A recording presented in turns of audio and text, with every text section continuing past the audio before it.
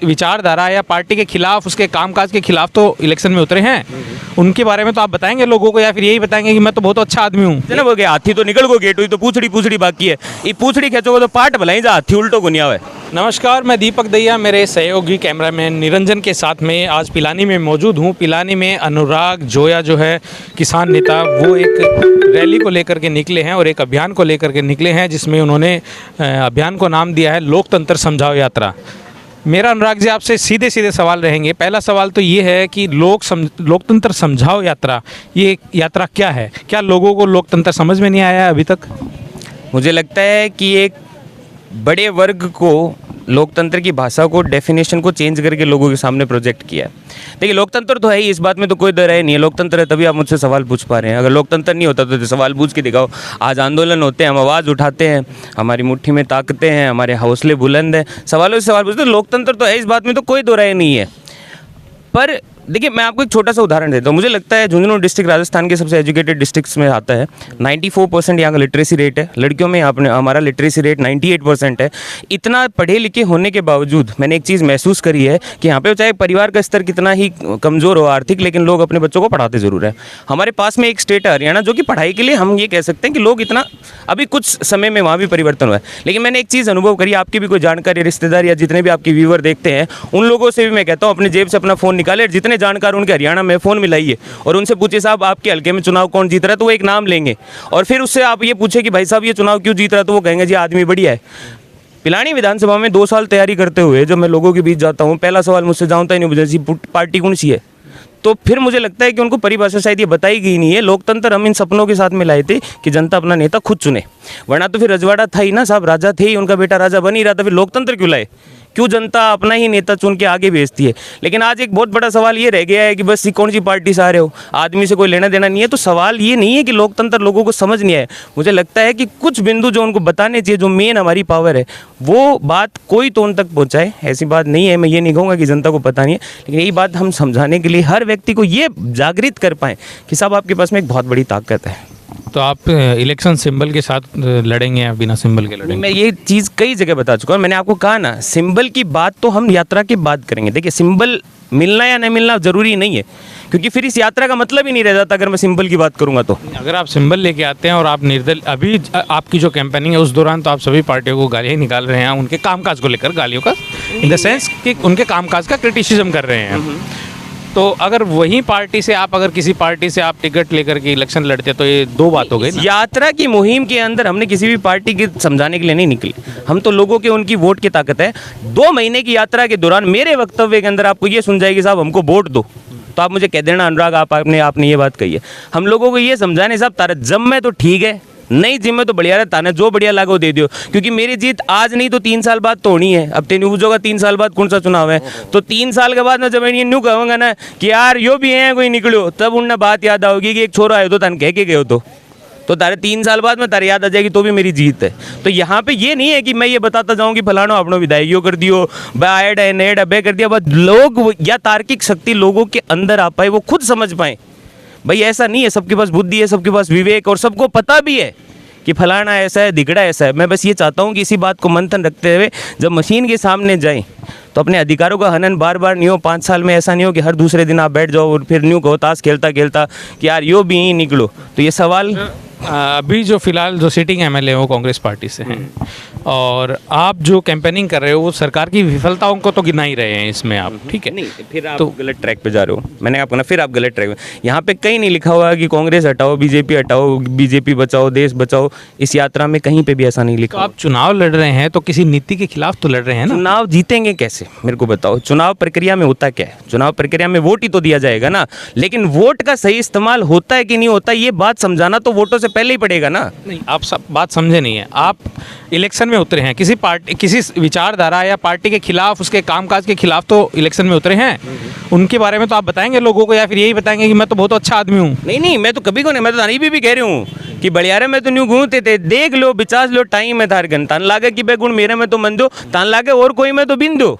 लेकिन किसी पार्टी का या किसी संगठन का विरोध नहीं करेंगे? मैं क्यों नहीं करेंगे? काम आप जो कह रहे हो ना, वो आप दूसरे ट्रैक पे जा रहे हो। मैं लोगों को ये कह रहा हूँ कि चुनाव जो होता है वो पार्टियों का नहीं होता। मैं ये कह सकता हूँ कि अच्छी अच्छी पार्टियों में बुरे लोग हैं और बुरी बुरी पार्टियों में अच्छे लोग हैं, नहीं वो अलग बात नहीं है। आज ऐसे विधायक नहीं है कि जो बिना किसी दल के आते और लोगों के लिए काम करते हैं। क्या ऐसे विधायक नहीं है जो बड़ी बड़ी पार्टियों से आते हैं और जनता चूक उन करावे? तो वहाँ पे गलतियाँ क्या रही है? सवाल सबके मन में यही घूम रहा है जी, फलानो ई सिंबल के साथ आ रहे हो, दिगड़ो है सिंबल के साथ आ रहे हो। पार्टी बाद में है, पहले व्यक्ति है। अगर आप व्यक्ति की अच्छी पहचान कर सकते हैं तो मुझे लगता है राजनीति का चरित्र इतना नहीं गिरेगा जितना इस वक्त गिरा हुआ है। चलो, एक अगला सवाल ये है कि अगर आप एमएलए बनते हैं पिलानी विधानसभा से, तो आपके 3 काम ऐसे कौन से होंगे जो इस सरकार ने नहीं किए और आप कर देंगे? मैं तो खुला कहता हूँ साहब, पहला तो मेरे दिमाग में टू द पॉइंट है।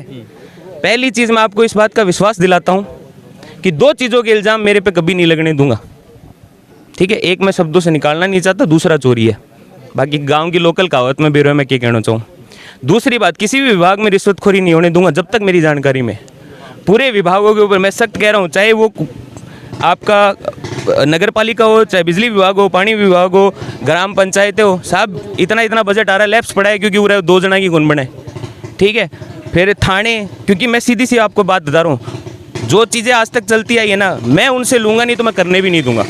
तो पहली बात ये। दूसरी बात, कोशिश ये भी रहेगी कि हर विभाग एक दीवार तैयार करे जिसमें जनता के लिए आए हुए पैसे का हिसाब किताब लेखा जोखा लिखा जाए, ताकि जनता को पता हो कि ऊपर से जो आता है उनके लिए खर्च होता है। ये सब जो आप बता रहे हैं ये एक बड़े लेवल का काम है, बड़े लेवल का काम इन द सेंस जब तक रूल रेगुलेशन ऐसे लागू ना हो तब तक आप इम्प्लीमेंट नहीं कर सकते हैं। मान लीजिए आप पिलानी से आप इलेक्शन जीत गए हैं, लेकिन मान लो किसी भी XYZ की सरकार है, तो आप उसमें कैसे एडजस्ट करेंगे? इस चीज़ को लेकर के कैसे होगा? नहीं करेंगे साहब, 5 साल के मान धक्को देर बार काटेगा।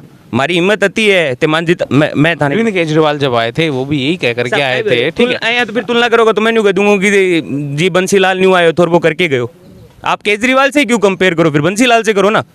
ये क्या जरूरी है कि अरविंद केजरीवाल क्या कर गए जरूरी है तो फिर बंसीलाल भी तो? उसके लिए ये होगा कि आपको एक फॉर्मूला तो देना पड़ेगा। हम इस फॉर्मूले से, इस सिद्धांत से हम इस चीज़ को, इस जड़, एक बीमारी होती है उसकी एक दवाई होती है, उस दवाई बीमारी को नाम बताओ दे, क्या बीमारी अनुराग जी आपने विधानसभा में? मैं तन बताऊंगा। अरे आप खुद कह रहे हैं भ्रष्टाचार की जो बीमारी है मैं उसको खत्म करूंगा, उसके लिए टैबलेट कौन सी तैयार? टैबलेट तैयार है साहब। जो मैं आप कह रहा हूँ, एक तराजू में तुलेगा, एक तराजू में तुलेगा। ऐसा नहीं है कि एक व्यक्ति के लिए अलग नियम है, एक दूसरे व्यक्ति के लिए अलग नियम है।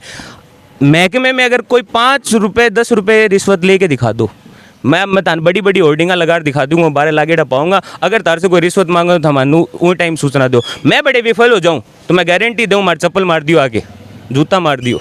अच्छा, जो सिटिंग एमएलए हैं वो उनके विकास कार्यों की बात हो रही है, आप कितना उससे सहमत हैं?